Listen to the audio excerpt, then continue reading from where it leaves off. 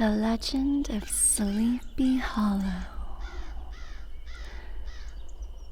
by Washington Irving. Found among the papers of the late Diedrich Knickerbocker. A pleasing land of drowsy head it was, of dreams that wave before the half-shut eye, and of gay castles in the clouds that pass, forever flushing round a summer sky. Castle of Indolence. In the bosom of one of those spacious coves which indent the eastern shore of the Hudson, at that broad expansion of the river denominated by the ancient Dutch navigators the Japan Sea, and where they always prudently shortened sail and implored the protection of Saint Nicholas when they crossed. There lies a small market town, or rural port, which by some is called Greensburg, but which is more generally and properly known by the name of Tarrytown. This name was given, we are told, in former days by the good housewives of the adjacent country, from the inveterate propensity of their husbands to linger about the village tavern on market days.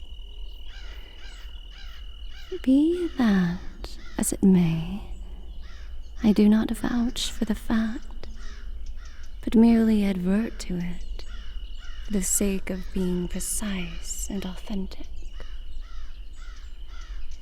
Not far from this village, perhaps about 2 miles, there's a little valley, or rather lap of land among high hills,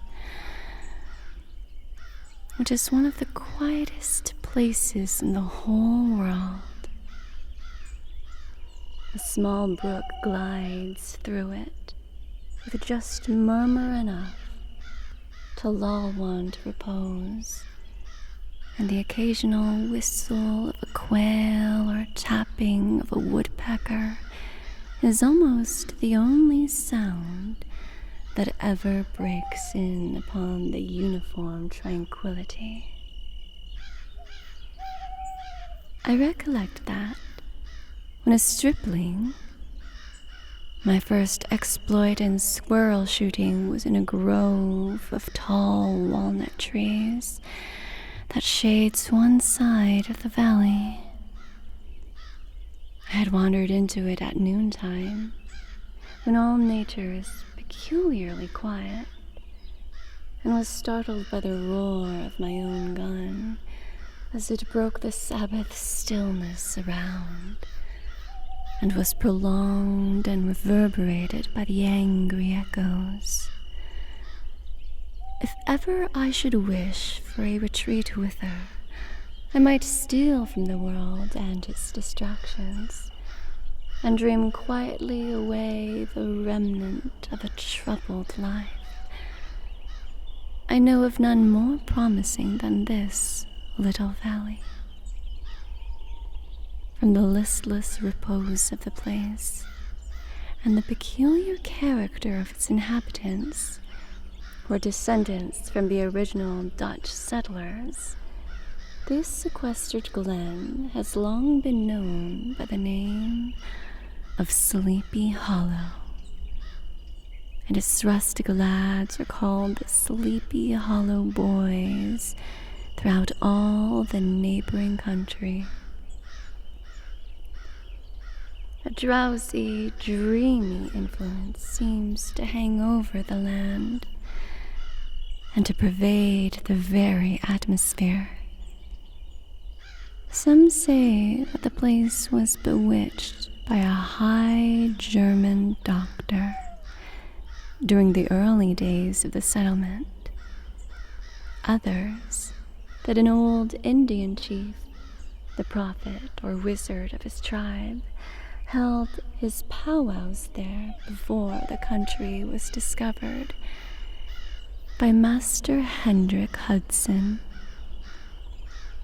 Certain it is, the place still continues under the sway of some witching power that holds a spell over the minds of the good people, causing them to walk in a continual reverie. They are given to all kinds of marvelous beliefs, are subject to trances and visions, and frequently see strange sights and hear music and voices in the air. The whole neighborhood abounds with local tales, haunted spots, and twilight superstitions. Stars shoot, and meteors glare oftener across the valley than in any other part of the country. And the nightmare, with her whole ninefold, seems to make it the favorite scene of her gambols. The dominant spirit, however, that haunts this enchanted region and seems to be commander-in-chief of all the powers of the air, is the apparition of a figure on horseback without a head. It is said by some to be the ghost of a Hessian trooper, whose head had been carried away by a cannonball in some nameless battle during the Revolutionary War, and who is ever and anon seen by the country folk, hurrying along in the gloom of night, as if on wings of the wind. His haunts are not confined to the valley, but extend at times to the adjacent roads, and especially to the vicinity of a church at no great distance. Indeed, certain of the most authentic historians of those parts, who have been careful in collecting and collating the floating facts concerning the spectre, allege that the body of the trooper, having been buried in the churchyard, the ghost rides forth to the scene of battle in nightly quest of his head, and that the rushing speed with which he sometimes passes along the hollow, like a midnight blast, is owing to his being belated and in a hurry to get back to the churchyard before daybreak. Such is the general purport of this legendary superstition, which has furnished materials for many a wild story in that region of shadows. And the spectre is known at all the country firesides by the name of the Headless Horseman of Sleepy Hollow. It is remarkable that the visionary propensity I have mentioned is not confined to the native inhabitants of the valley, but is unconsciously imbibed by everyone who resides there for a time. However wide awake they may have been before they entered that sleepy region, they are sure, in a little time, to inhale the witching influence of the air and begin to grow imaginative, to dream dreams and see apparitions. I mention this peaceful spot with all possible loud, for it is in such a little retired Dutch valleys, found here and there embosomed in the great state of New York, that population, manners, and customs remain fixed, while the great torrent of migration and improvement, which is making such incessant changes in other parts of this restless country, sweeps by them unobserved.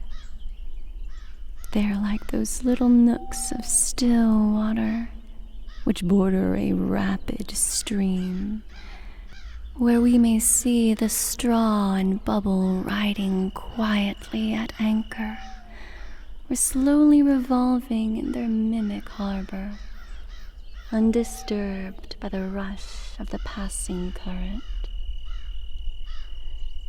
Though many years have elapsed since I trod the drowsy shades of Sleepy Hollow, yet I question whether I should not still find the same trees and the same families vegetating in its sheltered bosom. In this by-place of nature there abode, in a remote period of American history, that is to say, some 30 years since, a worthy wight of the name of Ichabod Crane, who sojourned, or, as he expressed it, tarried in Sleepy Hollow, for the purpose of instructing the children of the vicinity. He was a native of Connecticut, a state which supplies the Union with pioneers for the mind as well as for the forest, and sends forth yearly its legions of frontier woodmen and country schoolmasters. The cognomen of Crane was not inapplicable to his person. He was tall, but exceedingly lank, with narrow shoulders, long arms and legs, hands that dangled a mile out of his sleeve, feet that might have served for shovels, and his whole frame most loosely hung together. His head was small and flat at top, with huge ears, large, green, glassy eyes, and a long snipe nose, so that it looked like a weathercock perched upon his spindle neck to tell which way the wind blew. To see him striding along the profile of a hill on a windy day, with his clothes bagging and fluttering about him, one might have mistaken him for the genius of famine descending upon the earth, or some scarecrow eloped from a cornfield. His schoolhouse was a low building of one large room, rudely constructed of logs, the windows partly glazed and partly patched with leaves of old copybooks. It was most ingeniously secured at vacant hours by a withe twisted in the handle of the door and stakes set against the window shutters, so that though a thief might get in with perfect ease, he would find some embarrassment in getting out, an idea most probably borrowed by the architect Jost van Houten from the mystery of an eel pot. The schoolhouse stood on a rather lonely but pleasant situation, just at the foot of a woody hill, with a brook running close by, and a formidable birch tree growing at one end of it. From hence the low murmur of his pupils' voices, conning over their lessons, might be heard in a drowsy summer's day, like the hum of a beehive interrupted now and then by the authoritative voice of the master, in the tone of menace or command, or, peradventure, by the appalling sound of the birch, as he urged some tardy loiterer along the flowery path of knowledge. Truth to say, he was a conscientious man, and ever bore in mind the golden maxim, "Spare the rod and spoil the child." Ichabod Crane's scholars certainly were not spoiled. I would not have imagined it, however, that he was one of those cruel potentates of the school who joy in the smart of their subjects. On the contrary, he administered justice with discrimination rather than severity, taking the burden off the backs of the weak and laying it on those of the strong. Your mere puny stripling that winced at the least flourish of the rod was passed by with indulgence, but the claims of justice were satisfied by inflicting a double portion on some little tough, wrong-headed, broad-skirted Dutch urchin who sulked and swelled and grew dogged and sullen beneath the birch. All this he called doing his duty by their parents, and he never inflicted a chastisement with ever following it by the assurance, so consolatory to the smarting urchin, that he would remember it and thank him for the longest day he had to live. When school hours were over, he was even the companion and playmate of the larger boys, and on holiday afternoons would convoy some of the smaller ones home, who happened to have pretty sisters, or good housewives for mothers, noted for the comforts of the cupboard. Indeed, it behooved him to keep on good terms with his pupils. The revenue arising from his school was small, and would have been scarcely sufficient to furnish him with daily bread, for he was a huge feeder, and though lank, had the dilating powers of an anaconda. But to help out his maintenance, he was, according to his country customs in those parts, boarded and lodged at the houses of the farmers, whose children he instructed. With these he lived successfully a week at a time, thus going the rounds of the neighborhood, with all his worldly effects tied up in a cotton handkerchief. That all this might not be too onerous on the purses of his rustic patrons, who are apt to consider the cost of schooling a grievous burden, and schoolmasters as mere drones, he had various ways of rendering himself both useful and agreeable. He assisted the farmers occasionally in the lighter labors of their farms, helped to make hay, mended the fences, took the horses to water, drove the cows from pasture, and cut wood for the winter fire. He laid aside, too, all the dominant dignity and absolute sway with which he lorded it in his little empire, the school, and became wonderfully gentle and ingratiating.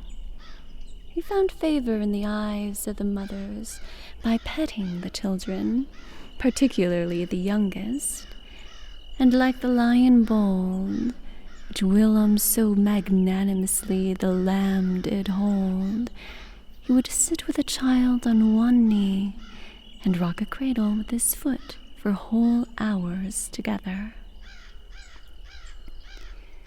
In addition to his other vocations, he was the singing master of the neighborhood, and picked up many bright shillings by instructing the young folks in psalmody. It was a matter of no little vanity to him on Sundays to take his station in front of the church gallery, with a band of chosen singers, where, in his own mind, he completely carried away the palm from the parson. Certain it is, his voice resounded far above all the rest of the congregation, and there are peculiar quavers still to be heard in that church, and which may even be heard half a mile off, quite to the opposite side of the mill pond, on a still Sunday morning, which are said to be legitimately descended from the nose of Ichabod Crane. Thus, by divers little makeshifts, in that ingenious way which is commonly denominated by hook and by crook, the worthy pedagogue got on tolerably enough, and was thought, by all who understood nothing of the labor of headwork, to have a wonderfully easy life of it. The schoolmaster is generally a man of some importance in the female circle of a rural neighborhood, being considered a kind of idle, gentlemanlike personage, of vastly superior taste and accomplishments to the rough country swains, and, indeed, inferior in learning only to the person. His appearance, therefore, is apt to occasion some little stir at the tea-table of a farmhouse, and the addition of a supernumerary dish of cakes or sweetmeats, or, peradventure, the parade of a silver teapot. Our man of letters, therefore, was peculiarly happy in the smiles of all the country damsels. How he would figure among them in the churchyard, between services on Sunday, gathering grapes for them from the wild vines that overran the surrounding trees, reciting for their amusement all the epitaphs on the tombstones, or sauntering, with a whole bevy of them, along the banks of the adjacent mill pond, while the more bashful country bumpkins hung sheepishly back, envying his superior elegance and address. From his half-itinerant life, also, he was a kind of traveling gazette, carrying the whole budget of local gossip from house to house, so that his appearance was always greeted with satisfaction.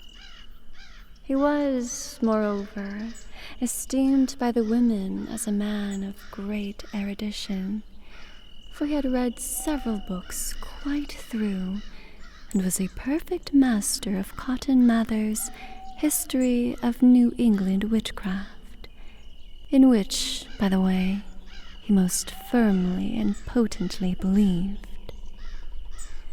He was, in fact, an odd mixture of small shrewdness and simple credulity. His appetite for the marvelous and his powers of digesting it were equally extraordinary, and both had been increased by his residence in this spell-bound region. No tale was too gross or monstrous for his capacious swallow. It was often his delight, after his school was dismissed in the afternoon, to stretch himself on the rich bed of clover bordering the little brook that whimpered by his schoolhouse, and there con over old Mather's direful tales until the gathering dusk of evening made the printed page a mere mist before his eyes. Then, as he wended his way by swamp and stream and awful woodland to the farmhouse where he happened to be quartered, every sound of nature at that witching hour fluttered his excited imagination. The moan of the whip-poor will from the hillside, the boding cry of the tree-toad, that harbinger of storm, the dreary hooting of the screech owl, or the sudden rustling in the thicket of birds frightened from their roost. The fireflies, too, which sparkled most vividly in the darkest places, now and then startled him, as one of uncommon brightness would stream across his path, and if, by chance, a huge blockhead of a beetle came winging his blundering flight against him, the poor varlet was ready to give up the ghost, with the idea that he was struck with a witch's token. His only resource on such occasions, either to drown thought or drive away evil spirits, was to sing psalm tunes, and the good people of Sleepy Hollow, as they sat by their doors of an evening, were often filled with awe at hearing his nasal melody, in linked sweetness long drawn out, floating from the distant hill or along the dusky road.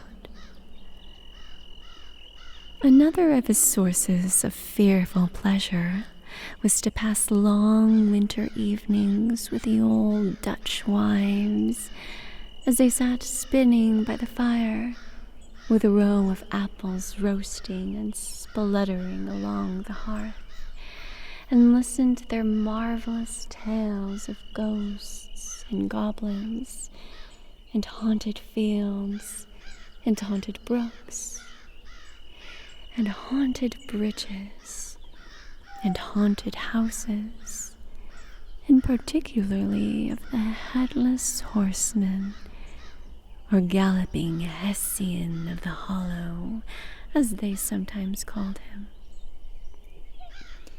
He would delight them equally by his anecdotes of witchcraft, and of the direful omens and portentous sights and sounds in the air, which prevailed in the earlier times of Connecticut, and would frighten them woefully with speculations upon comets and shooting stars, and with the alarming fact that the world did absolutely turn round, and that they were half the time topsy-turvy. But if there was a pleasure in all this, while snugly cuddling in the chimney corner of a chamber that was all of a ruddy glow from the crackling wood fire, and where, of course, no spectre dared to show its face, it was dearly purchased by the terrors of his subsequent walk homewards. What fearful shapes and shadows beset his path, amidst the dim and ghastly glare of a snowy night. And with what wistful look did he eye every trembling ray of light streaming across the waste fields from some distant window. How often was he appalled by some shrub covered with snow, which, like a sheeted spectre, beset his very path.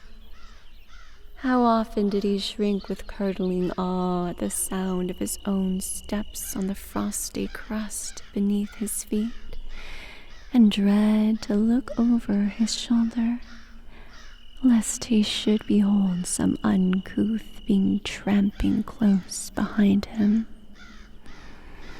And how often was he thrown to complete dismay by some rushing blast, howling among the trees, in the idea that it was the galloping Hessian on one of his nightly scourings. All these, however, were mere terrors of the night, phantoms of the mind that walk in darkness.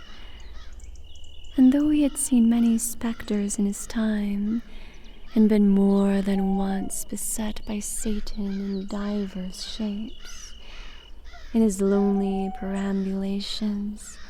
Yet daylight put an end to all these evils, and he would have passed a pleasant life of it, in spite of the devil and all his works, if his path had not been crossed by a being that causes more perplexity to mortal man than ghosts, goblins, and the whole race of witches put together, and that was a woman.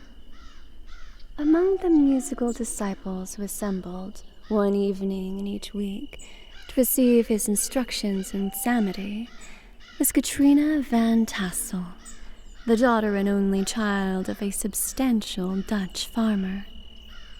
She was a blooming lass of fresh 18, plump as a partridge, ripe and melting and rosy-cheeked as one of her father's peaches, and universally famed, not merely for her beauty, but her vast expectations. She was withal a little of a coquette, as might be perceived even in her dress, which was a mixture of ancient and modern fashions, as most suited to set off her charms. She wore the ornaments of pure yellow gold, which her great-great-grandmother had brought over from Sardom, the tempting stomacher of the olden time, and withal a provokingly short petticoat to display the prettiest foot and ankle in the country round. Ichabod Crane had a soft and foolish heart towards the sex, and it is not to be wondered at that so tempting a morsel soon found favor in his eyes, more especially after he had visited her in her paternal mansion. Old Baltus Van Tassel was a perfect picture of a thriving, contented, liberal-hearted farmer. He seldom, it is true, sent either his eyes or his thoughts beyond the boundaries of his own farm, but within those everything was snug, happy, and well-conditioned. He was satisfied with his wealth, but not proud of it, and piqued himself upon the hearty abundance rather than the style in which he lived. His stronghold was situated on the banks of the Hudson, in one of those green, sheltered, fertile nooks in which the Dutch farmers are so fond of nestling. A great elm tree spread its broad branches over it, at the foot of which bubbled up a spring of the softest and sweetest water, in a little well formed of a barrel, and then stole sparkling away through the grass to a neighboring brook that babbled along among alders and dwarf willows. Hard by the farmhouse was a vast barn that might have served for a church, every window and crevice of which seemed bursting forth with the treasures of the farm. The flail was busily resounding within it from morning to night. Swallows and martins skimmed, twittering about the eaves, and rows of pigeons, some with one eye turned up as if watching the weather, some with their heads under their wings or buried in their bosoms, and others swelling and cooing and bowing about their dames, were enjoying the sunshine on the roof. Sleek, unwieldy porkers were grunting in the repose and abundance of their pens, from whence sallied forth, now and then, troops of suckling pigs, as if to snuff the air. A stately squadron of snowy geese were riding in an adjoining pond, convoying whole fleets of ducks. Regiments of turkeys were gobbling through the farmyard, and guinea fowls fretting about it like ill-tempered housewives, with her peevish, discontented cry.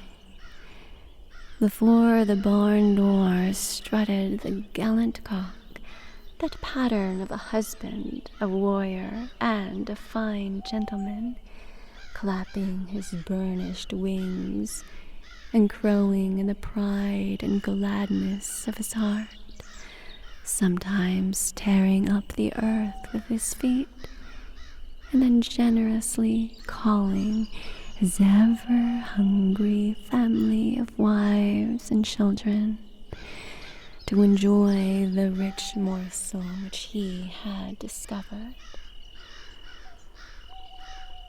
The pedagogue's mouth watered as he looked upon this sumptuous promise of luxurious winter fare. In his devouring mind's eye, he pictured to himself every roasting pig running about with a pudding in his belly and an apple in his mouth. The pigeons were snugly put to bed in a comfortable pie and tucked with a coverlet of crust. The geese were swimming in their own gravy, and the ducks pairing cozily in dishes, like snug married couples, with a decent competency of onion sauce. In the porkers, he saw carved out the future's sleek side of bacon and juicy relishing ham, not a turkey, but he beheld daintily trussed up, with its gizzard under its wing, and, peradventure, a necklace of savory sausages, and even bright Chanticleer himself lay sprawling on his back in a side dish, with uplifted claws, as if craving that quarter which his chivalrous spirit disdained to ask while living. As the enraptured Ichabod fancied all this, and as he rolled his great green eyes over the fat meadowlands, the rich fields of wheat, of rye, of buckwheat, and Indian corn, and the orchards burdened with ruddy fruit which surrounded the warm tenement of Van Tassel, his heart yearned after the damsel who was to inherit these domains, and his imagination expanded with the idea how they might be readily turned into cash, and the money invested in immense tracts of wild land and shingle palaces in the wilderness.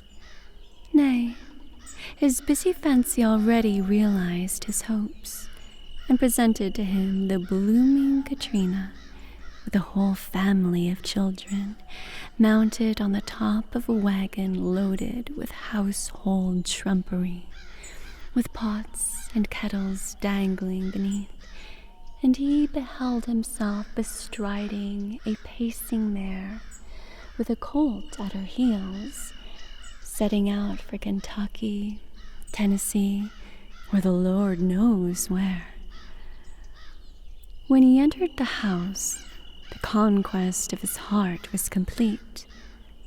It was one of those spacious farmhouses, with high-ridged but lowly sloping roofs, built in the style handed down from the first Dutch settlers, the low projecting eaves forming a piazza along the front, capable of being closed up in bad weather. Under this were hung flails, harness, various utensils of husbandry, and nets for fishing in the neighboring river. Benches were built along the sides for summer use, and a great spinning wheel at one end and a churn at the other showed the various uses to which this important porch might be devoted. From this piazza, the wondering Ichabod entered the hall, which formed the center of the mansion, the place of usual residence. Here rows of resplendent pewter raged on a long dresser, dazzled his eyes. In one corner stood a huge bag of wool, ready to be spun. In another, a quantity of linsey-woolsey just from the loom, ears of Indian corn, and strings of dried apples and peaches hung in gay festoons along the walls, mingled with a gout of red peppers, and a door left ajar gave him a peep into the best parlor, where the cloth-footed chairs and dark mahogany tables shone like mirrors. Andirons, with their accompanying shovel and tongs, glistened from the covert of asparagus tops, mock oranges and conch shells decorating the mantelpiece. Strings of various colored bird eggs were suspended above it.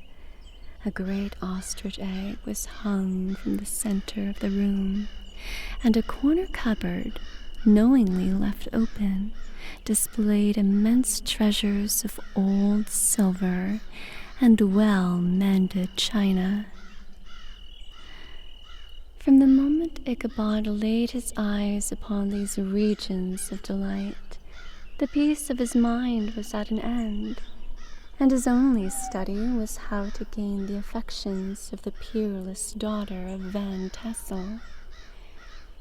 In this enterprise, however, he had more real difficulties than generally fell to the lot of a knight-errant of yore, who seldom had anything but giants, enchanters, fiery dragons, and such, like easily conquered adversaries, to contend with, and had to make his way merely through gates of iron and brass, and walls of adamant to the castle keep, where the lady of his heart was confined, all which he achieved as easily as a man would carve his way to the center of a Christmas pie.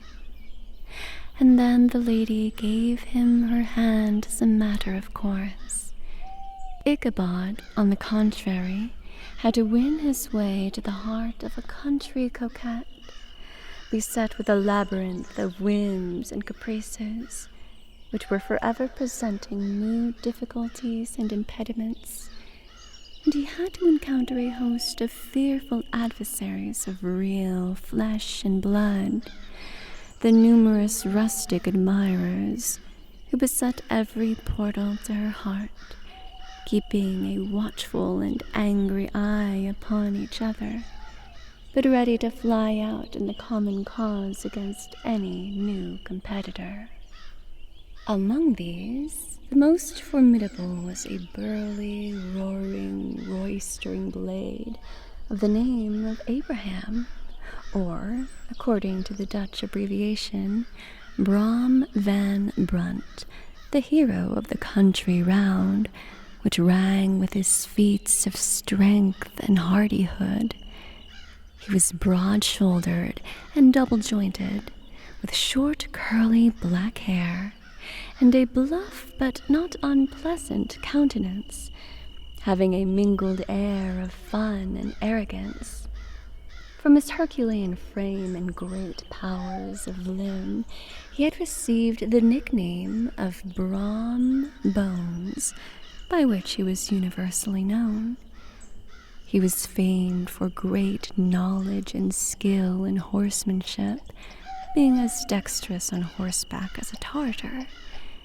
He was foremost at all races and cockfights, and, with the ascendancy which bodily strength always acquires in rustic life, was the umpire in all disputes, setting his hat on one side and giving his decisions with an air and tone that admitted of no gainsay or appeal. He was always ready for either a fight or a frolic, but had more mischief than ill will in his composition. And with all his overbearing roughness, there was a strong dash of waggish good humor at bottom. He had 3 or 4 boon companions who regarded him as their model, and at the head of whom he scoured the country, attending every scene of feud or merriment for miles around. In cold weather, he was distinguished by a fur cap surmounted with a flaunting fox's tail, and when the folks at a country gathering descried this well-known crest at a distance, whisking about among a squad of hard riders, they always stood by for a squall. Sometimes his crew would be heard dashing along past the farmhouses at midnight, with whoop and halloo, like a troop of dawn Cossacks. And the old dames, startled out of their sleep, would listen for a moment till the hurry-scurry had clattered by, and then exclaim, "Aye, there goes Brom Bones and his gang." The neighbors looked upon him with a mixture of awe, admiration, and goodwill. And when any madcap prank or rustic brawl occurred in the vicinity, always shook their heads and warranted Brom Bones was at the bottom of it. This rantable hero had for some time singled out the blooming Katrina for the object of his uncouth gallantries, and though his amorous toyings were something like the gentle caresses and endearments of a bear, yet it was whispered that she did not altogether discourage his hopes. Certain it is, his advances were signals for rival candidates to retire, who felt no inclination to cross a lion in his amours, insomuch that when his horse was seen tied to Van Tassel's paling on a Sunday night, a sure sign that his master was courting, or, as it is termed, sparking within, all other suitors passed by in despair, and carried the war into other quarters. Such was the formidable rival with whom Ichabod Crane had to contend, and, considering all things, a stouter man than he would have shrunk from the competition, and a wiser man would have despaired. He had, however, a happy mixture of pliability and perseverance in his nature.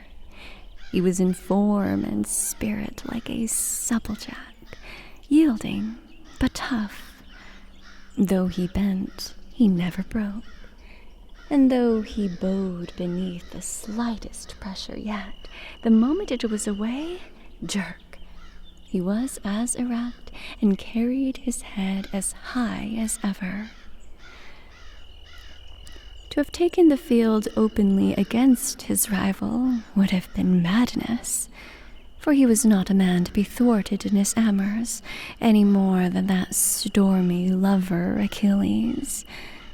Ichabod, therefore, made his advances in a quiet and gently insinuating manner. Under cover of his character of singing master, he made frequent visits at the farmhouse. Not that he had anything to apprehend from the meddlesome interference of parents, which is so often a stumbling block in the path of lovers. Balt Van Tassel was an easy, indulgent soul. He loved his daughter better than even his own pipe, and, like a reasonable man and an excellent father, let her have her way in everything. His notable little wife, too, had enough to do to attend to her housekeeping and manage her poultry, for, as she sagely observed, ducks and geese are foolish things and must be looked after, but girls can take care of themselves. Thus, while the busy dame bustled about the house, or plied her spinning wheel at one end of the piazza, honest Balt would sit smoking his evening pipe at the other, watching the achievements of a little wooden warrior who, armed with a sword in each hand, was most valiantly fighting the wind on the pinnacle of the barn. In the meantime, Ichabod would carry on his suit with the daughter by the side of the spring under the great elm, or sauntering along in the twilight, that hour so favorable to the lover's eloquence. I profess not to know how women's hearts are wooed and won. To me, they have always been matters of riddle and admiration. Some seem to have but one vulnerable point, or doors of access, while others have 1,000 avenues, and may be captured in 1,000 different ways. It is a great triumph of skill to gain the former, but a still greater proof of generalship to maintain possession of the latter. For a man must battle his fortress at every door and window. He who wins 1,000 common hearts is therefore entitled to some renown, but he who keeps undisputed sway over the heart of a coquette is indeed a hero. Certain it is, this was not the case with the redoubtable Brom Bones, and from the moment Ichabod Crane made his advances, the interests of the former evidently declined.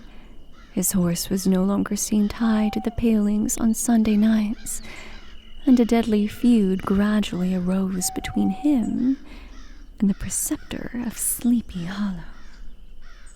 Brom, who had a degree of rough chivalry in his nature, would fain have carried matters to open warfare, and have settled their pretensions to the lady according to the mode of those most concise and simple reasoners, the knights errant of yore, by single combat. But Ichabod was too conscious of the superior might of his adversary to enter the lists against him. He had overheard a boast of Bones that he would double the schoolmaster up and lay him on a shelf of his own schoolhouse, and he was too wary to give him an opportunity. There was something extremely provoking in this obstinately pacific system. It left Brom no alternative but to draw upon the funds of rustic waggery in his disposition, and to play off boorish practical jokes upon his rival. Ichabod became the hero of whimsical persecution to Bones and his gang of rough riders. They harried his hitherto peaceful domains, smoked out his singing school by stopping up the chimney, broke into the schoolhouse at night, in spite of its formidable fastenings of withe and window stakes, and turned everything topsy-turvy, so that the poor schoolmaster began to think all the witches in the country held their meetings there.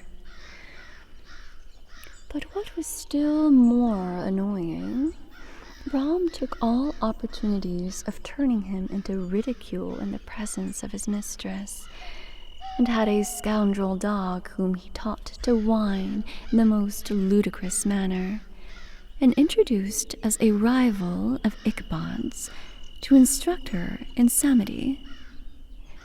In this way matters went on for some time, without producing any material effect on the relative situations of the contending powers.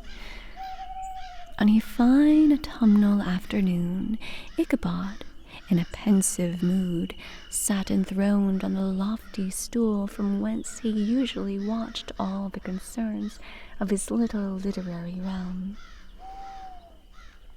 In his hand he swayed a ferule, that scepter of despotic power, the birch of justice reposed on 3 nails behind the throne, a constant terror to evil-doers, while on the desk before him might be seen sundry contraband articles and prohibited weapons detected upon the persons of idle urchins, such as half-munched apples, pop guns, whirligigs, fly cages, and whole legions of rampant little paper gamecocks. Apparently, there had been some appalling act of justice recently inflicted, for his scholars were all busily intent upon their books, or slyly whispering behind them with one eye kept upon the master, and a kind of buzzing stillness reigned throughout the schoolroom. It was suddenly interrupted by the appearance of a Negro in a tow-cloth jacket and trousers, a round-crowned fragment of a hat, like the cap of Mercury, and mounted on the back of a ragged, wild, half-broken colt, which he managed with a rope by way of halter. He came clattering up to the school door with an invitation to Ichabod to attend a merrymaking or quilting frolic, to be held that evening at Mynheer Van Tassel's. And having delivered his message with that air of importance and effort at fine language, which a Negro is apt to display on petty embassies of the kind, he dashed over the brook, and was seen scampering away up the hollow, full of the importance and hurry of his mission. All was now bustle and hubbub in the late afternoon schoolroom. The scholars were hurried through their lessons without stopping at trifles. Those who were nimble skipped over half with impunity, and those who were tardy had a smart application now and then in the rear, to quicken their speed or help them over a tall word. Books were flung aside without being put away on the shelves, inkstands were overturned, benches thrown down, and the whole school was turned loose an hour before the usual time, bursting forth like a legion of young imps, yelping and racketing about the green in joy at their early emancipation. The gallant Ichabod now spent at least an extra half-hour at his toilet, brushing and furbishing up his best, and indeed only suit of rusty black, and arranging his locks by a bit of broken-looking glass that hung up in the schoolhouse, that he might make his appearance before his mistress in the true style of a cavalier. He borrowed a horse from the farmer with whom he was domiciliated, a choleric old Dutchman by the name of Hans Van Ripper, and thus, gallantly mounted, issued forth like a knight-errant in the quest of adventures. But it is meet I should, in the true spirit of romantic story, give some account of the looks and equipments of my hero and his steed. The animal he bestrode was a broken-down plough horse that had outlived almost everything but its viciousness. He was gaunt and shagged, with a ewe-neck and a head like a hammer. His rusty mane and tail were mangled and knotted with burrs. One eye had lost its pupil and was glaring and spectral, but the other had a gleam of the genuine devil in it. Still, he must have had fire and metal in his day, if we may judge from the name he bore of gunpowder. He had, in fact, been a favorite steed of his master's, the choleric Van Ripper, who was a furious rider, and had infused, very probably, some of his own spirit into the animal. For, old and broken down as he looked, there was more of the lurking devil in him than in any young filly in the country. Ichabod was a suitable figure for such a steed. He rode with short stirrups, which brought his knees nearly up to the pommel of the saddle. His sharp elbows stuck out like a grasshopper's. He carried his whip perpendicularly in his hand, like a scepter, and as his horse jogged on, the motion of his arms was not unlike the flapping of a pair of wings. A small wool hat rested on the top of his nose, for so his scanty strip of forehead might be called, and the skirts of his black coat fluttered out almost to the horse's tail. Such was the appearance of Ichabod and his steed as they shambled out of the gate of Hans Van Ripper, and it was altogether such an apparition as is seldom to be met with in broad daylight. It was, as I have said, a fine autumnal day. The sky was clear and serene, and nature wore that rich and golden livery which we always associate with the idea of abundance. The forests had put on their sober brown and yellow, while some trees of the tenderer kind had been nipped by the frosts into brilliant dyes of orange, purple, and scarlet. Streaming files of wild ducks began to make their appearance high in the air. The bark of the squirrel might be heard from the groves of beech and hickory nuts, and the pensive whistle of the quail at intervals from the neighboring stubble field. The small birds were taking their farewell banquets. In the fullness of their revelry, they fluttered, chirping and frolicking from bush to bush and tree to tree, capricious from the very protrusion and variety around them. There was the honest cock-robin, the favorite game of stripling sportsmen, with its loud, querulous note, and the twittering blackbirds flying in sable clouds, and the golden-winged woodpecker with its crimson chest, his broad black gorget, and his splendid plumage, and the cedar bird with its red-tipped wings and yellow-tipped tail and its little Montero cap of feathers, and the blue jay, that noisy coxcomb, in his gay light blue coat and white underclothes, screaming and chattering, nodding and bobbing and bowing, and pretending to be on good terms with every songster of the grove. As Ichabod jogged slowly on his way, his eye, ever open to every symptom of culinary abundance, ranged with delight over the treasures of jolly autumn.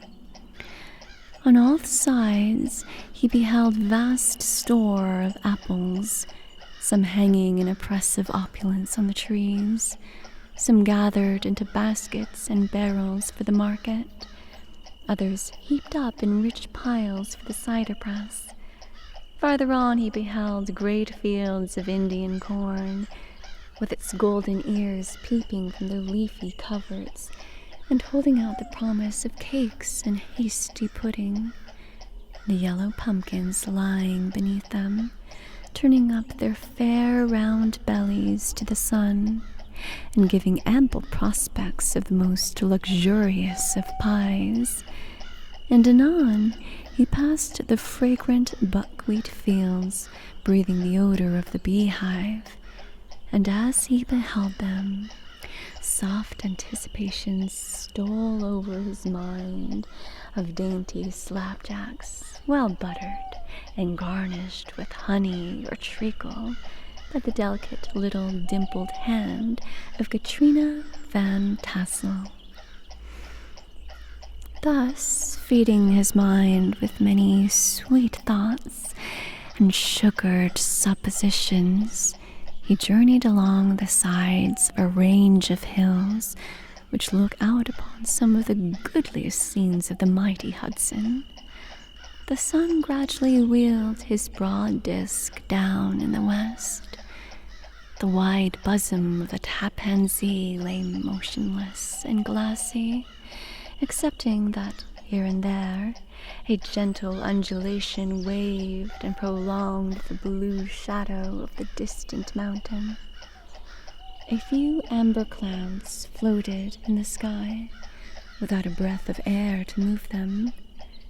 The horizon was a fine golden tint, changing gradually into a pure apple green, and from that to the deep blue of the mid-heaven.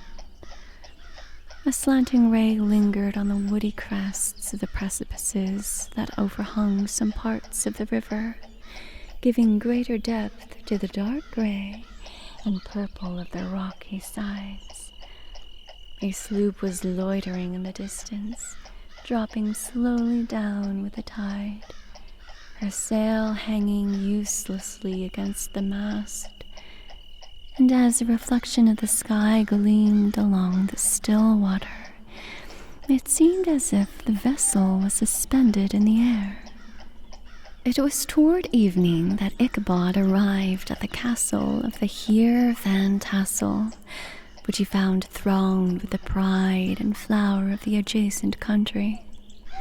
Old farmers, a spare leathern-faced race, in their homespun coats and breeches, blue stockings, huge shoes, and magnificent pewter buckles.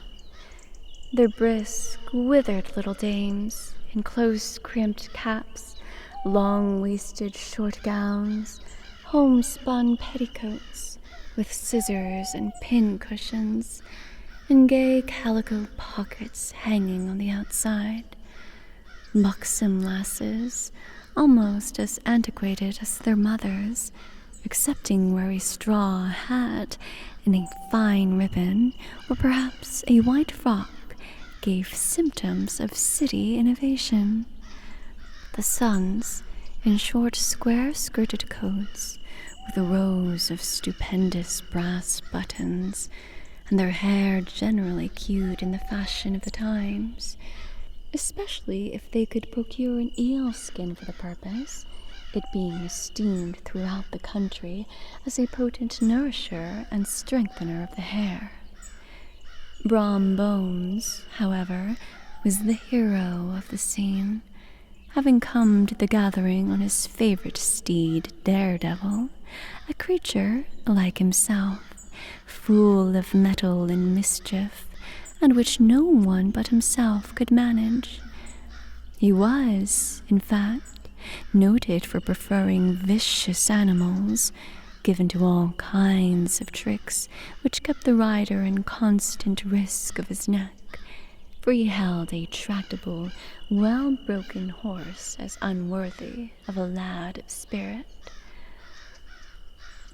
Fain would I pause to dwell upon the world of charms that burst upon the enraptured gaze of my hero as he entered the state parlor of Van Tassel's mansion, not those of the bevy of buxom lasses, with their luxurious display of red and white, but the ample charms of a genuine Dutch country tea table in the sumptuous time of autumn.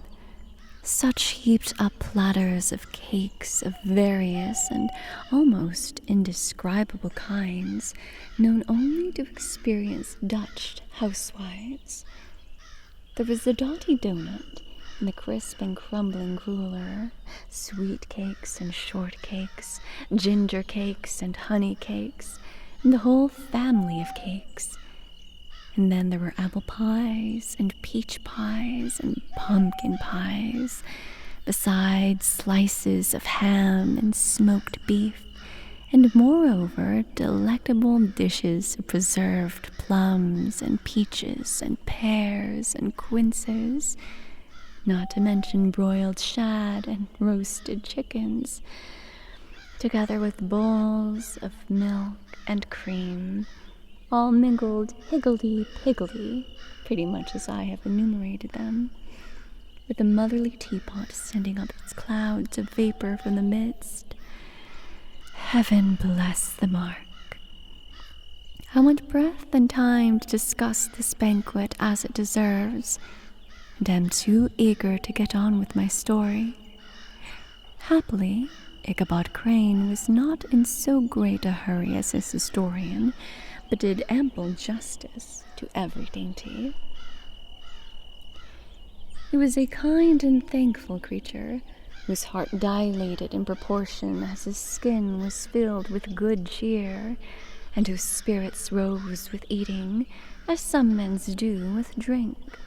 He could not help, too, rolling his large eyes round him as he ate, and chuckling with the possibility that he might one day be lord of all this scene of almost unimaginable luxury and splendor.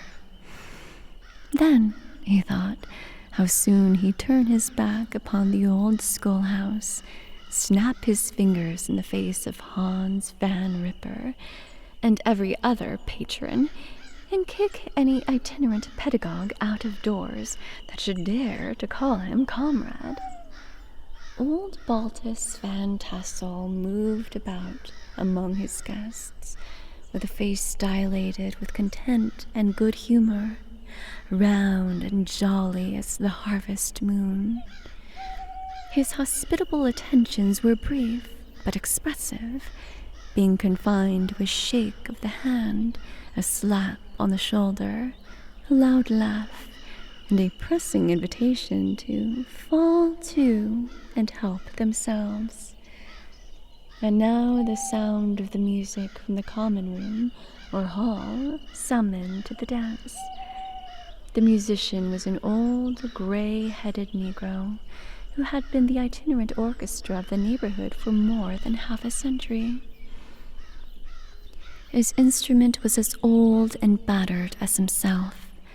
The greater part of the time he scraped on 2 or 3 strings, accompanying every movement of the bow with a motion of the head, bowing almost to the ground and stamping with his foot whenever a fresh couple were to start. Ichabod prided himself upon his dancing as much as upon his vocal powers. Not a limb, not a fiber about him was idle, and to have seen his loosely hung frame in full motion and clattering about the room, you would have thought St. Vitus himself, that blessed patron of the dance, was figuring before you in person. He was the admiration of all the Negroes, who, having gathered, of all ages and sizes, from the farm and the neighborhood, stood forming a pyramid of shining black faces at every door and window, gazing with delight at the scene, rolling their white eyeballs, and showing grinning rows of ivory from ear to ear. How could the flogger of urchins be otherwise than animated and joyous? The lady of his heart was his partner in the dance, and smiling graciously in reply to all his amorous oglings, while Brom Bones, sorely smitten with love and jealousy, sat brooding by himself in one corner. When the dance was at an end, Ichabod was attracted to a knot of the satyr folks who, with old Van Tassel, sat smoking at one end of the piazza, gossiping over former times and drawing out long stories about the war. This neighborhood, at the time of which I am speaking, was one of those highly favored places which abound with chronicle and great men. The British and American line had run near it during the war. It had, therefore, been the scene of marauding and infested with refugees, cowboys, and all kinds of border chivalry. Just sufficient time had elapsed to enable each storyteller to dress up his tale with a little becoming fiction, and, in the indistinctness of his recollection, to make himself the hero of every exploit. There was the story of Doffue Martling, a large blue-bearded Dutchman who had nearly taken a British frigate with an old iron 9-pounder from a mud breastwork, only that his gun burst at the sixth discharge. And there was an old gentleman who shall be nameless, being too rich a mynheer to be lightly mentioned, who, in the Battle of White Plains, being an excellent master of defense, parried a musket ball with a small sword, insomuch that he absolutely felt it whiz round the blade and glance off at the hilt, in proof of which he was ready at any time to show the sword, with the hilt a little bent. There were several more that had been equally great in the field, not one of whom but was persuaded that he had a considerable hand in bringing the war to a happy termination. But all these were nothing to the tales of ghosts and apparitions that succeeded.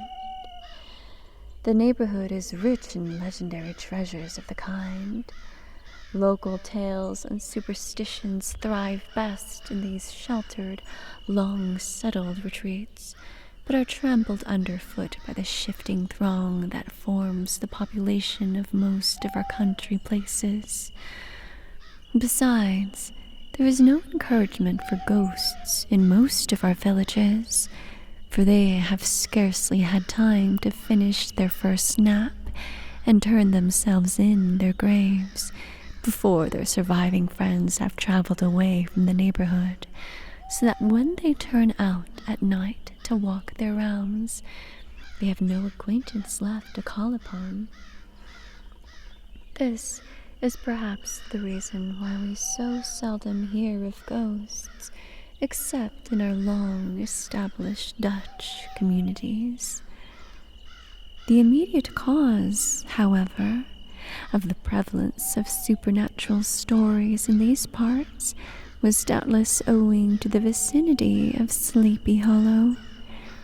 There was a contagion in the very air that blew from that haunted region. It breathed forth an atmosphere of dreams and fancies infecting all the land. Several of the Sleepy Hollow people were present at Van Tassel's, and, as usual, were doling out their wild and wonderful legends.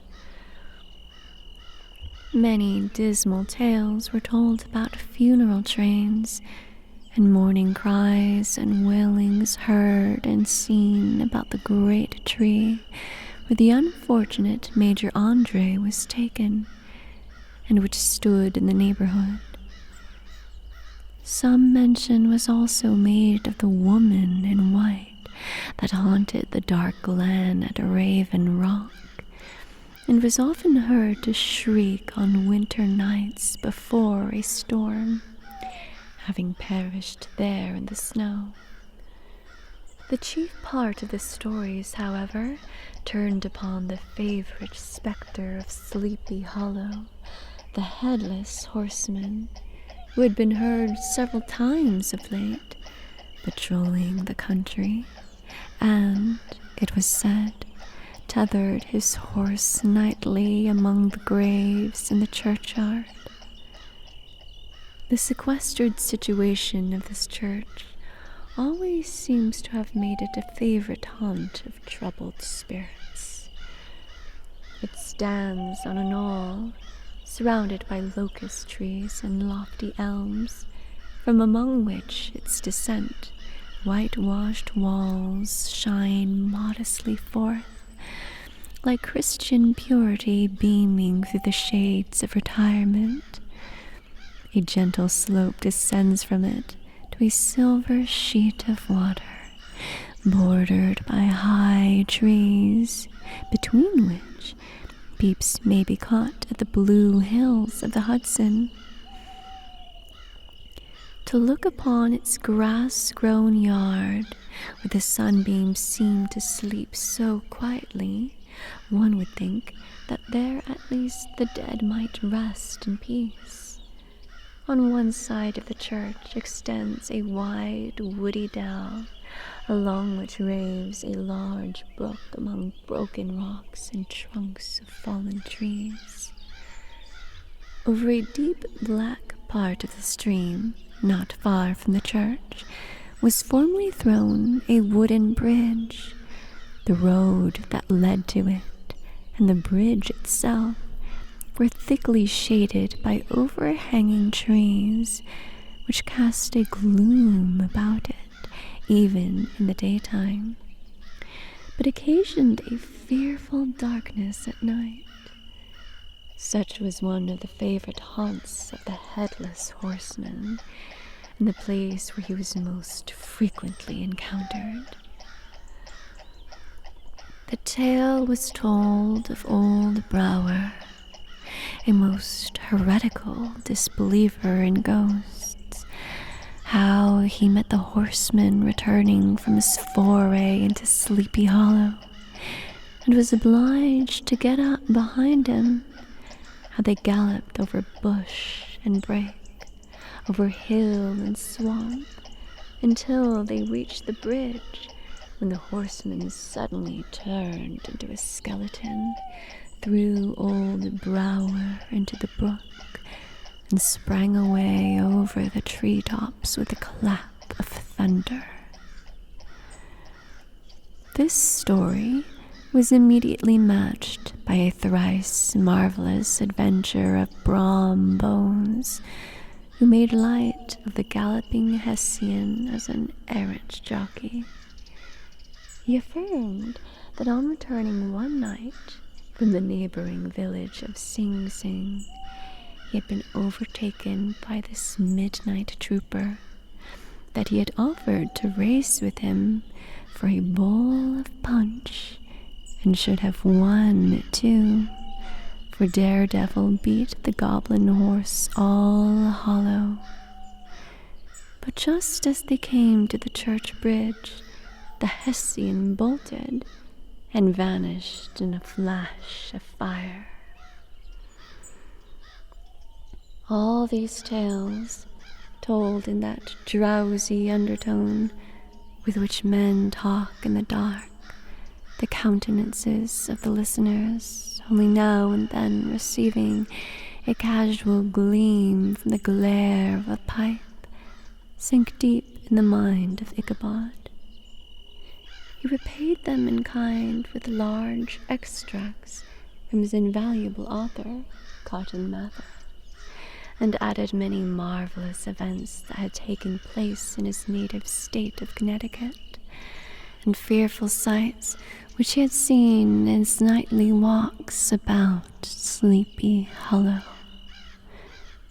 The revel now gradually broke up.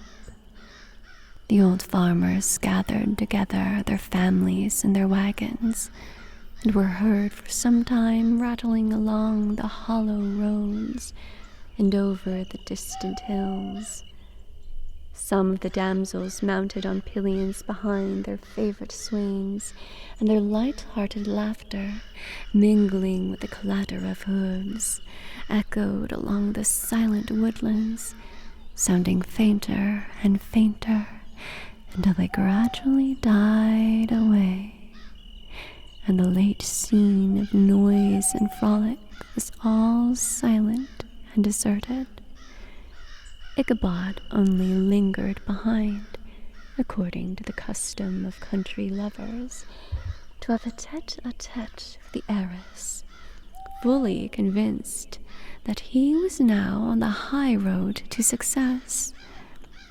What passed at this interview I will not pretend to say, for in fact I do not know. Something, however, I fear, must have gone wrong, for certainly he sallied forth, after no great interval, with an air quite desolate and chapfallen. Oh, these women, these women! Could that girl have been playing off any of her coquettish tricks? Was her encouragement of the poor pedagogue all a mere sham to secure her conquest of his rival? Heaven only knows, not I. Let it suffice to say, Ichabod stole forth with the air of one who had been sucking a hen roost rather than a fair lady's heart, without looking to the right or left to notice the scene of rural wealth on which he had so often gloated. He went straight to the stable, and with several hearty cuffs and kicks, roused his steed most uncourteously from the comfortable quarters in which he was soundly sleeping, dreaming of mountains of corn and oats, and whole valleys of timothy and clover. It was the very witching time of night that Ichabod, heavy-hearted and crestfallen, pursued his travels homewards along the sides of the lofty hills which rise above Tarrytown, and which he had traversed so cheerily in the afternoon. The hour was as dismal as himself. Far below him, the Tappan Zee spread its dusky and indistinct waste of waters, with here and there the tall mast of a sloop riding quietly at anchor under the land. In the dead hush of midnight, he could even hear the barking of the watchdog from the opposite shore of the Hudson, but it was so vague and faint as only to give an idea of his distance from this faithful companion of man. Now and then, too, the long-drawn crowing of a cock, accidentally awakened, would sound far, far off, from some farmhouse away among the hills, but it was like a dreaming sound in his ear. No signs of life occurred near him, but occasionally the melancholy chirp of a cricket, or perhaps the guttural twang of a bullfrog from a neighboring marsh, as if sleeping uncomfortably and turning suddenly in his bed. All the stories of ghosts and goblins that he had heard in the afternoon now came crowding upon his recollection. The night grew darker and darker. The stars seemed to sink deeper in the sky, and driving clouds occasionally hid them from his sight. He had never felt so lonely and dismal. He was, moreover, approaching the very place where many of the scenes of the ghost stories had been laid. In the center of the road stood an enormous tulip tree, which towered like a giant above all the other trees of the neighborhood, and formed a kind of landmark. Its limbs were gnarled and fantastic, large enough to form trunks for ordinary trees, twisting down almost to the earth, and rising again into the air. It was connected with the tragical story of the unfortunate Andre, who had been taken prisoner hard by, and it was universally known by the name of Major Andre's tree. The common people regarded it with a mixture of respect and superstition, partly out of sympathy for the fate of its ill-starred namesake, and partly from the tales of strange sights and doleful lamentations told concerning it. As Ichabod approached this fearful tree, he began to whistle. He thought his whistle was answered. It was but a blast sweeping sharply through the dry branches. As he approached a little nearer, he thought he saw something white hanging in the midst of the tree. He paused and ceased whistling, but on looking more narrowly, perceived that it was a place where the tree had been scathed by lightning, and the white wood laid bare. Suddenly he heard a groan, his teeth chattered, and his knees smote against the saddle. It was but the rubbing of one huge bough upon another, as they were swayed about by the breeze. He passed the tree in safety, but new perils lay before him. About 200 yards from the tree, a small brook crossed the road and ran into a marshy and thickly wooded glen known by the name of Wiley's Swamp. A few rough logs laid side by side served for a bridge over the stream. On that side of the road where the brook entered the wood, a group of oaks and chestnuts, matted thick with wild grapevines, threw a cavernous gloom over it. To pass this bridge was the severest trial. It was at this identical spot that the unfortunate Andre was captured, and under the covert of those chestnuts and vines were the sturdy yeomen concealed who surprised him. This has ever since been considered a haunted stream, and fearful are the feelings of the schoolboy who has to pass it alone after dark. As he approached the stream, his heart began to thump. He summoned up, however, all his resolution, gave his horse half a score of kicks in the ribs, and attempted to dash briskly across the bridge. But instead of starting forward, the perverse old animal made a lateral movement and ran broadside against the fence. Ichabod, whose fears increased with the delay, jerked the reins on the other side and kicked lustily with the contrary foot. It was all in vain. His steed started, it is true, but it was only to plunge the opposite side of the road into a thicket of brambles and alder bushes. The schoolmaster now bestowed both whip and heel upon the starveling ribs of old Gunpowder, who dashed forth, snuffling and snorting, but came to a stand just by the bridge, with a suddenness that had nearly sent his rider sprawling over his head. Just at this moment, a plashy tramp by the side of the bridge caught the sensitive ear of Ichabod. In the dark shadow of the grove, on the margin of the brook, he beheld something huge, misshapen, and towering. It stirred not, but seemed gathered up in the gloom, like some gigantic monster ready to spring upon the traveler. The hair of the affrighted pedagogue rose upon his head with terror. What was to be done?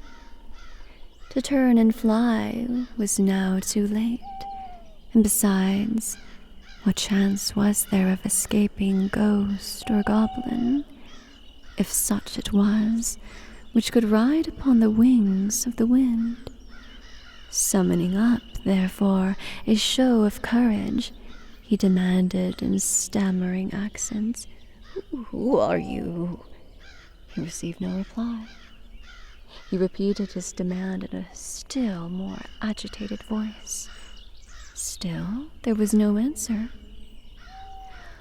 Once more he cudgeled the sides of the inflexible Gunpowder and, shutting his eyes, broke forth with involuntary fervor into a psalm tune.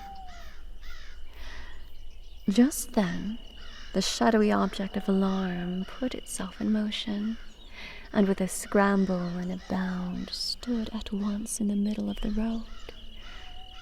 Though the night was dark and dismal, yet the form of the unknown might now in some degree be ascertained.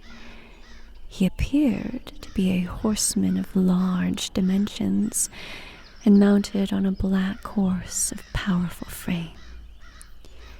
He made no offer of molestation or sociability, but kept aloof on one side of the road, jogging along on the blind side of old Gunpowder, who had now got over his fright and waywardness. Ichabod, who had no relish for the strange midnight companion, and bethought himself of the adventure of Brom Bones, with the galloping Hessian, now quickened his steed in hopes of leaving him behind. The stranger, however, quickened his horse to an equal pace. Ichabod pulled up and fell into a walk, thinking to lag behind. The other did the same. His heart began to sink within him. He endeavored to resume his psalm tune, but his parched tongue clove to the roof of his mouth, and he could not utter a stave. There was something in the moody and dogged silence of this pertinacious companion that was mysterious and appalling. It was soon fearfully accounted for. On mounting a rising ground which brought the figure of this fellow traveler in relief against the sky, gigantic in height and muffled in a cloak, Ichabod was horror-struck on perceiving that he was headless. But his horror was still more increased on observing that the head, which should have rested on his shoulders, was carried before him on the pommel of his saddle. His terror rose to desperation. He rained a shower of kicks and blows upon Gunpowder, hoping by a sudden movement to give his companion the slip. But the spectre started full jump with him. Away then they dashed through the thick and thin, stones flying and sparks flashing at every bound. Ichabod's flimsy garments fluttered in the air as he stretched his long lank body away over his horse's head in the eagerness of his flight.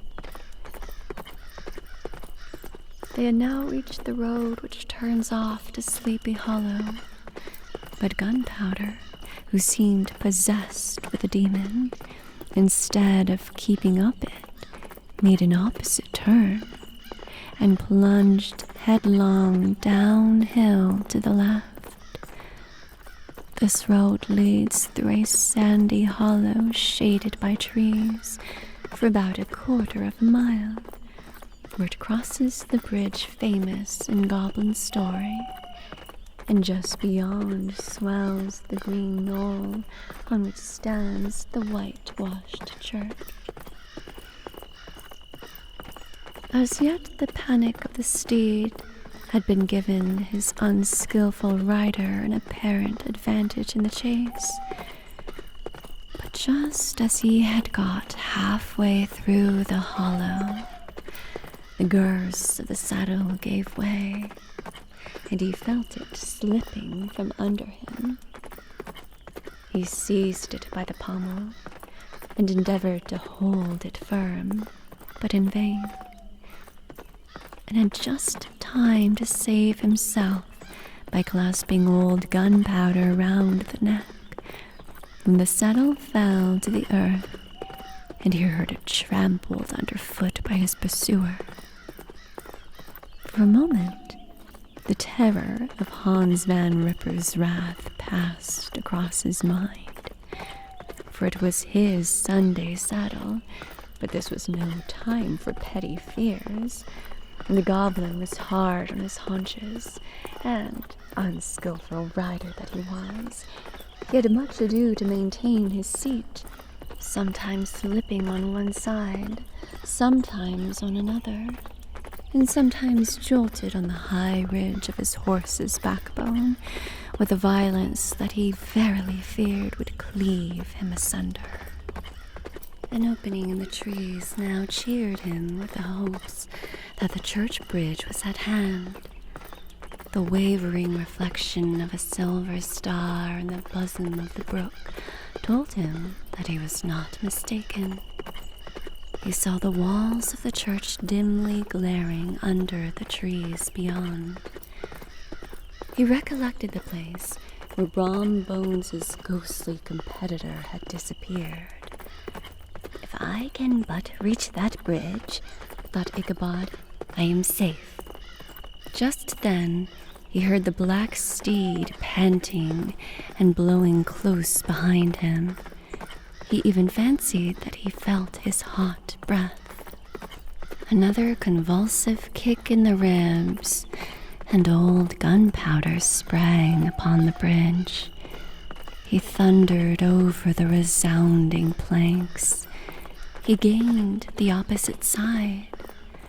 And now Ichabod cast a look behind to see if his pursuer should vanish, according to rule, in a flash of fire and brimstone. Just then he saw the goblin rising in his stirrups, and in the very act of hurling his head at him. Ichabod endeavored to dodge the horrible missile, but too late. It encountered his cranium with a tremendous crash. He was tumbled headlong into the dust, and Gunpowder, the black steed, and the goblin rider passed by like a whirlwind.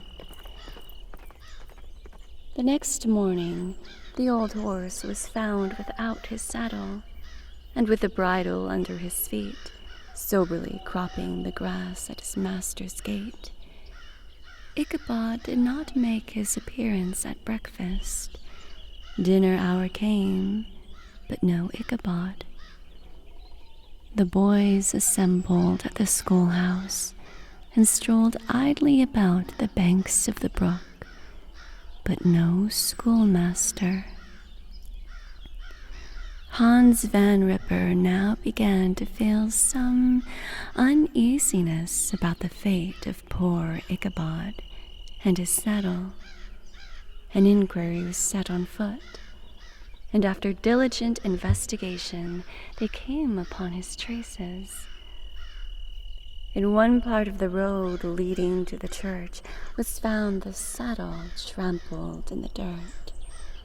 The tracks of horses' hooves deeply dented in the road, and evidently at furious speed, were chased to the bridge, beyond which, on the bank of a broad part of the brook, where the water ran deep and black, was found the hat of the unfortunate Ichabod, and close beside it a shattered pumpkin. The brook was searched, but the body of the schoolmaster was not to be discovered. Hans Van Ripper, as executor of his estate, examined the bundle which contained all his worldly effects. They consisted of 2 shirts and a half, 2 stocks for the neck, a pair or 2 of worsted stockings, an old pair of corduroy small clothes, a rusty razor, a book of psalm tunes full of dog's ears, and a broken pitch pipe. As to the books and furniture of the schoolhouse, they belonged to the community, excepting Cotton Mather's History of Witchcraft, a New England almanac, and a book of dreams and fortune-telling, in which last was a sheet of foolscap much scribbled and blotted in several fruitless attempts to make a copy of verses in honor of the heiress of Van Tassel. These magic books and the poetic scrawl were forthwith consigned to the flames by Hans Van Ripper, who, from that time forward, determined to send his children no more to school, observing that he never knew any good come of the same reading and writing. Whatever money the schoolmaster possessed, and he had received his quarter's pay but a day or two before, he must have had about his person at the time of his disappearance. The mysterious event caused much speculation at the church on the following Sunday. Knots of gazers and gossips were collected in the churchyard, at the bridge, and at the spot where the hat and pumpkin had been found. The stories of Brower, of Bones, and a whole budget of others were called to mind, and when they had diligently considered them all, and compared them with the symptoms of the present case, they shook their heads, and came to the conclusion that Ichabod had been carried off by the galloping Hessian. As he was a bachelor, and in nobody's debt, nobody troubled his head any more about him. The school was removed to a different quarter of the hollow, and another pedagogue reigned in his stead. It is true, an old farmer who had been down to New York on a visit several years after, and from whom this account of the ghostly adventure was received, brought home the intelligence that Ichabod Crane was still alive, that he had left the neighborhood partly through fear of the goblin and Hans Van Ripper, and partly in mortification at having been suddenly dismissed by the heiress, that he had changed his quarters to a distant part of the country, had kept school and studied law at the same time, had been admitted to the bar, turned politician, electioneered, written for the newspapers, and finally had been made justice of the 10-pound court. Brom Bones, too, who, shortly after his rival's disappearance, conducted the blooming Katrina in triumph to the altar, was observed to look exceedingly knowing whenever the story of Ichabod was related, and always burst into a hearty laugh at the mention of the pumpkin, which led some to suspect that he knew more about the matter than he chose to tell.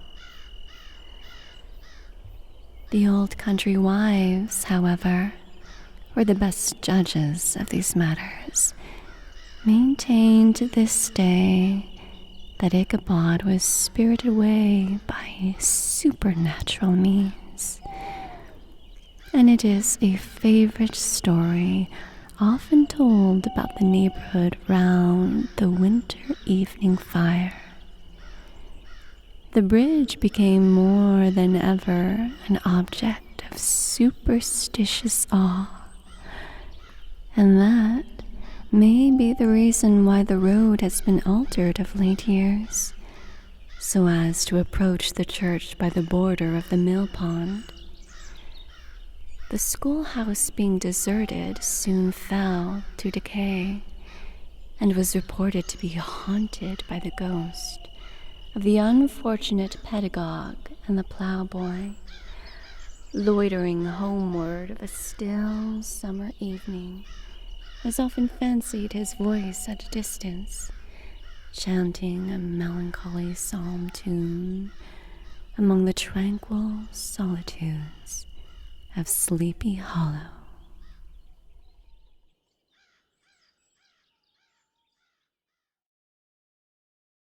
Postscript, found in the handwriting of Mr. Knickerbocker. The preceding tale is given almost in the precise words in which I heard it, related at a corporation meeting at the ancient city of Manhattoes, at which were present many of its sagest and most illustrious burghers. The narrator was a pleasant, shabby, gentlemanly old fellow, in pepper and salt clothes, with a sadly humorous face, and one whom I strongly suspected of being poor, he made such efforts to be entertaining. When his story was concluded, there was much laughter and approbation, particularly from 2 or 3 deputy aldermen who had been asleep the greater part of the time.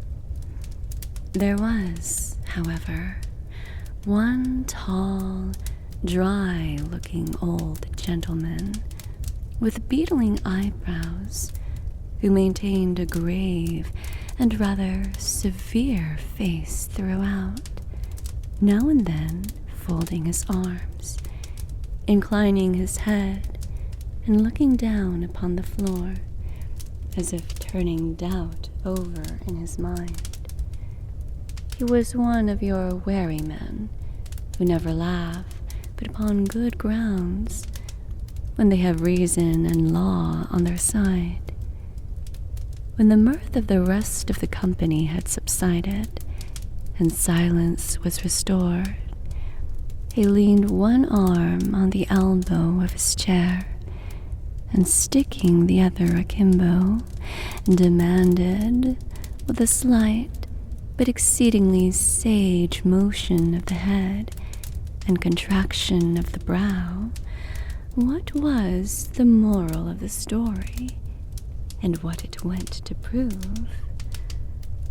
The storyteller, who was just putting a glass of wine to his lips as a refreshment after his toils, paused for a moment, looked at his inquirer with an air of infinite deference, and, lowering the glass slowly to the table, observed that the story was intended most logically to prove that there is no situation in life but has its advantages and pleasures, provided we will but take a joke as we find it. That, therefore, he that runs races with goblin troopers is likely to have a rough riding of it. Ergo, for a country schoolmaster to be refused the hand of a Dutch heiress is a certain step to high preferment in the state. The cautious old gentleman knit his brows tenfold closer after this explanation, being sorely puzzled by the ratiocination of the syllogism, while, methought, the one in pepper and salt eyed him with something of a triumphant leer. At length, he observed that all this was very well, but still, he thought the story a little on the extravagant, that there were 1 or 2 points on which he had his doubts. "Faith, sir," replied the storyteller, "as to that matter, I don't believe 1/2 of it myself." D.K. The end.